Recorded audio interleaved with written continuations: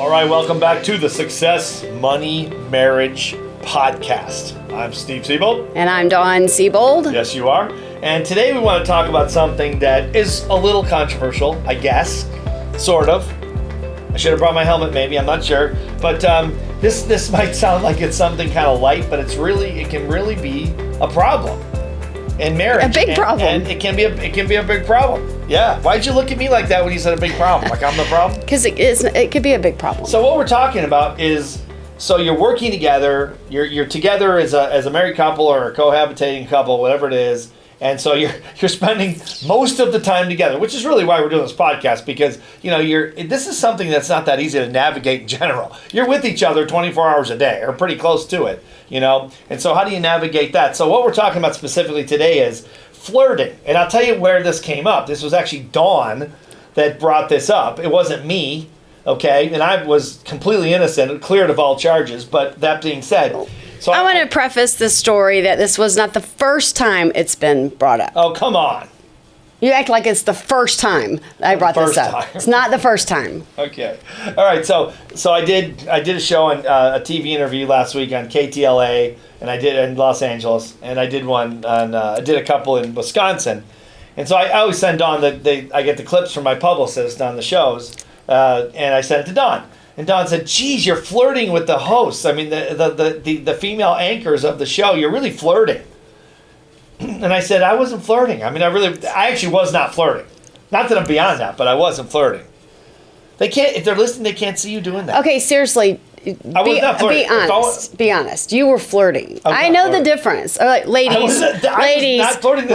we all know. We all know the difference. We all know the difference when it crosses over that line where you're like putting it out there just a little bit more than you normally would have. That is what we call flirting. Okay. Why don't you tell the audience what she looked like before we move forward? Okay, well, the one anchor was on KTLA, and that's Los Angeles, and they tend to have really attractive anchors and weather girls. Okay, well, let me ask you this. If it were someone that was not attractive, or if it was a man that was doing the interview, would you have said what you said? Probably not. I'm kidding. Yes, I would have said the same thing, most likely. Not with that much energy. Most likely. But I didn't flirt as much on Wisconsin. Not with that much energy. I don't know. Well, tell them what happened so that you understand. It was no big deal. It was no big deal. You can watch it. It's no big deal. Well, it's not about me anyway. Let's not make this about me, okay? Because you can be a bad flirt too. Couple drinks, she gets flirty. I can flirt without having a couple of drinks. Oh, so you admit it. Oh, my God. Well, I think there's some fun you can have with other people, and it's pretty innocent, and as long as it doesn't go too far. Yeah. I think that, after you've been married for as long as we have, that, if a guy wants to chat me up in a restaurant or... when I'm out, I'll listen to the chat up. I mean, at my age, I'll take any flirt I can get. Oh, so you're actively looking, you're searching. No, but I'm not going to turn it down. You're seeking the flirt. No, but I'm not going to turn it down. Chat you up. The way you said it, chat me up. Wow. That's so you're actively seeking this. No, I didn't say that. It sounded like I just don't shut it down. I just think it's an innocent thing to do. I don't think. I mean, neither one of us are very jealous. I mean, I played mixed doubles, and I have a new mixed doubles partner who he's a great tennis player. He's never played mixed doubles, and I'm like, I'm so surprised after all these years you've played tennis. Why would you ever want to play mixed doubles? Which is a terrible game for guys because the women are usually weaker than the men, and you can't hit as hard to the other woman. I mean, there's like a lot of conflict that can happen on a tennis court when there's men and a lot of husband and wives play together, which is not a good idea. And anyway, he said he has been playing tennis for 20 years. He was married for 18 of those years, and his wife would not allow him to play mixed doubles. Why not? Who knows what his past is, I guess. But yeah, he said he never played mixed doubles because his wife did not like him playing mixed doubles. For the 18 years they were married, he stopped playing mixed doubles. They're recently divorced, and now he's playing it. He enjoys it. So for 18 years he didn't play because of it? He didn't play mixed doubles. Because he played regular tennis. Mixed doubles, he couldn't play for 18 years? 18 years. Jeez. So I mean, who knows? Talk about Who the old ball knows? and chain. Man, Maybe that's he rough. was too big of a flirt and she didn't like it. You don't know his side. You don't know her side. Yikes. But my point is I think that, I think as we get older and we mature a little bit, and you've been married for a really long time, that it can be an innocent, way to have fun. Yeah, I mean, we kid about this, but I mean, again, if you're 24 hours a day with someone because you're working with them and living with them and raising kids with them and doing all this stuff together, these kind of things, these little things can really get out of control. I think you and I are probably on the same page with this, but I actually think flirting is probably a healthy thing. I do too. It's fun, it's healthy, because geez, all you have to do is tell someone they can't do something. And it's Exactly. it's like we joke all the time that if you do any research on this, it's just we really and I'm a mental toughness specialist, what I've always done for a living, and we look at statistics to predict behavior, and one of the things that I use jokingly and not jokingly as a statistic for behavior is porn. Okay, now porn is become like a mainstream thing. Pornography, in other words, become a kind of a mainstream thing, whereas it wasn't before. But where the most it's by some communities it's obviously shunned, and other communities don't really care, depending on where you live. But where the most porn by far is downloaded, and downloaded from the internet. What state? I want to know how we got from flirting to porn, because that was a pretty good shift. You like that?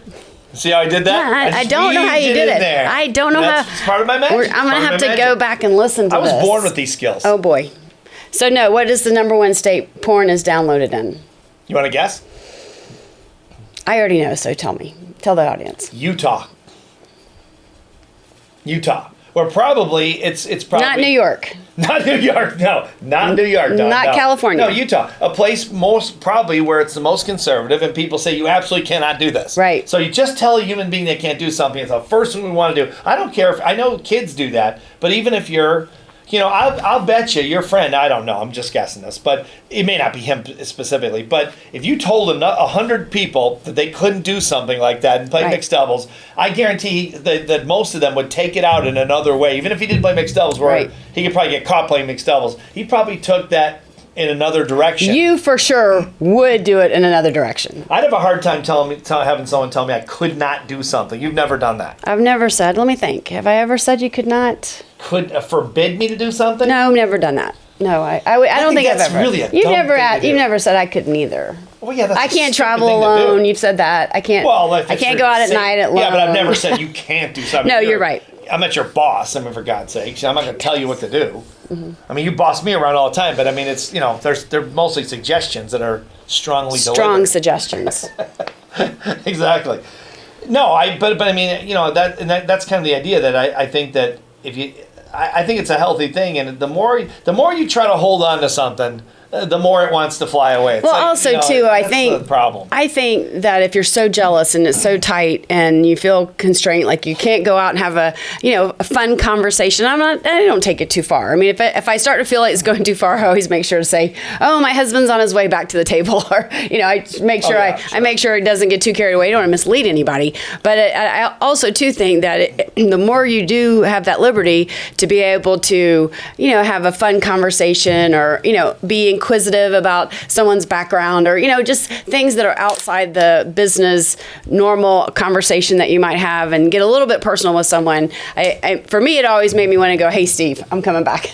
Like I never went anywhere, but the more I get to know someone, I'm like, "Yep, nope, okay, wow, that was super fun for 5 minutes," and yeah, see you later. Well, it could cause contention in a relationship. Sure. There's no question about it. I mean, the only time I really put the flirt on heavy is when you leave town for a few days.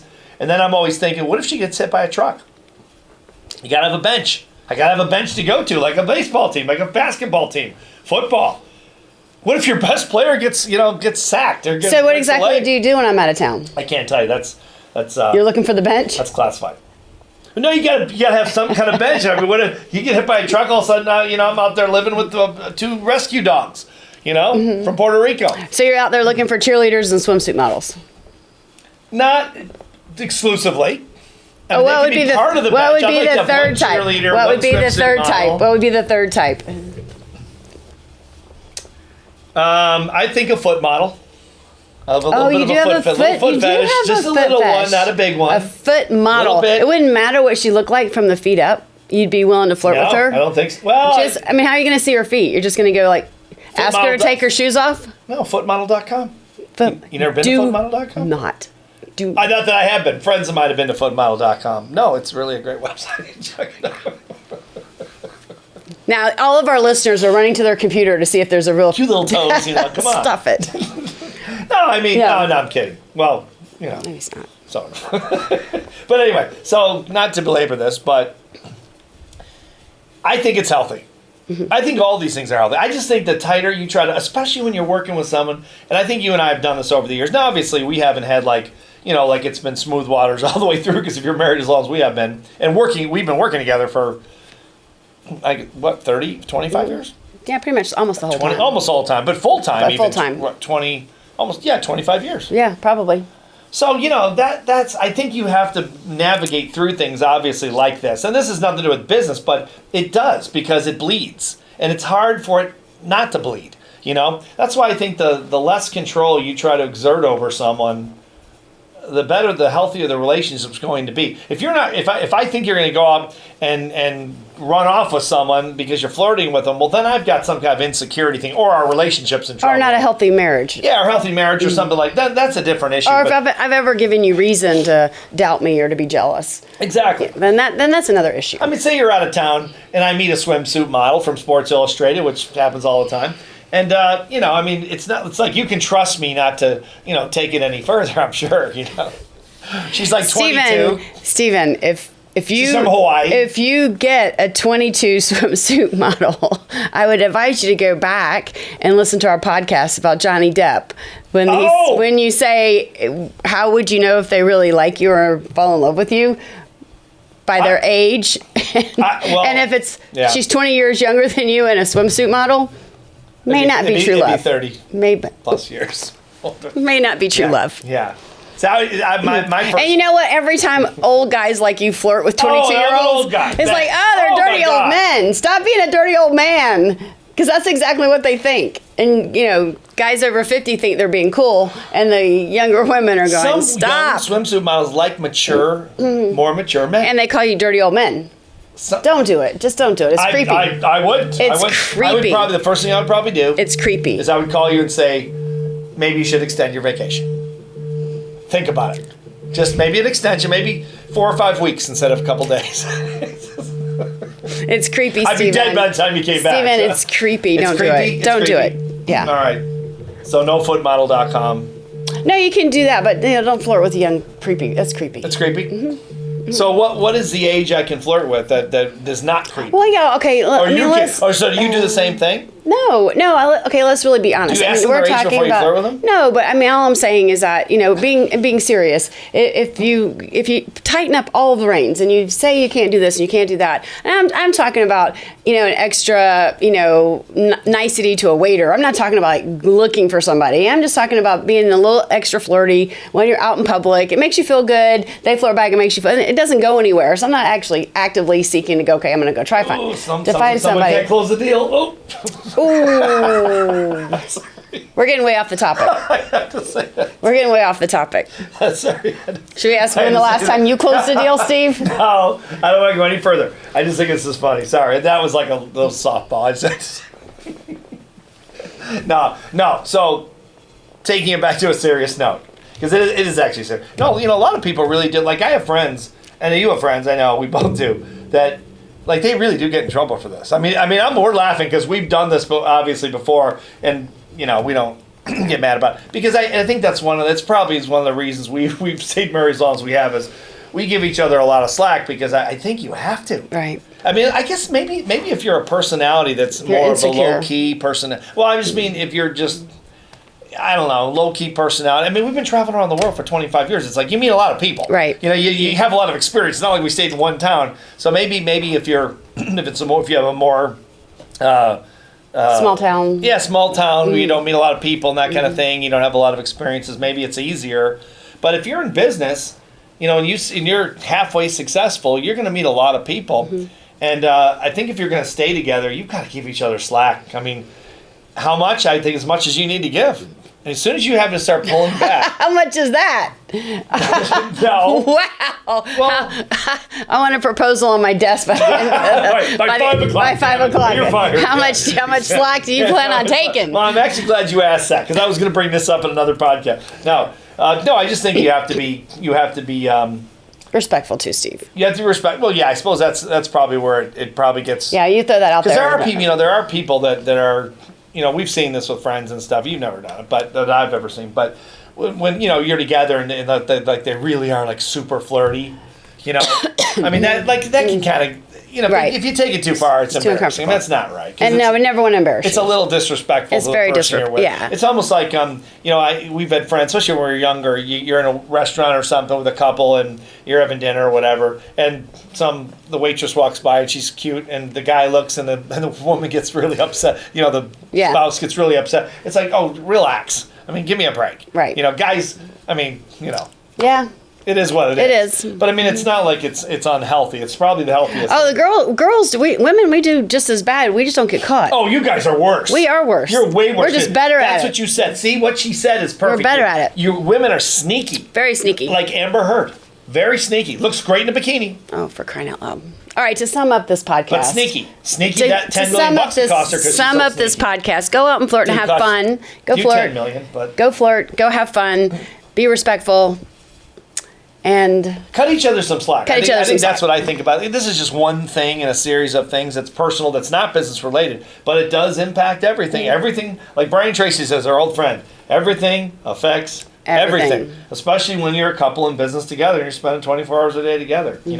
I think you got to have room to breathe in every way. In every way. Different aspects of. You're giving me that look like I should wrap it up now. That's what she does. She gives me that look. It's like she's so our bossy. listeners, I'm not saying You're a so word. bossy. Our listeners know at the end, you just start repeating it over and over. That was a brand new original thought. No one's ever said it before. All right, I guess we're gonna wrap it up. Okay, so I'm going out to flirt tonight. Now that I'm on this topic, I'm going down. Get my what is it? My shirt, Graham. Roger Graham. Roger Graham. Robert Graham. Get my Robert Graham flirty shirt on. My disco shoes. Great. Disco outfit. And maybe report back to us next week when you subscribe to our podcast and see how Steve did on his night of flirting. May not be all that exciting. All right, well, we appreciate you guys listening, watching. And remember to subscribe at successmoneymarriage.com. And we'll send you an email with the next episode.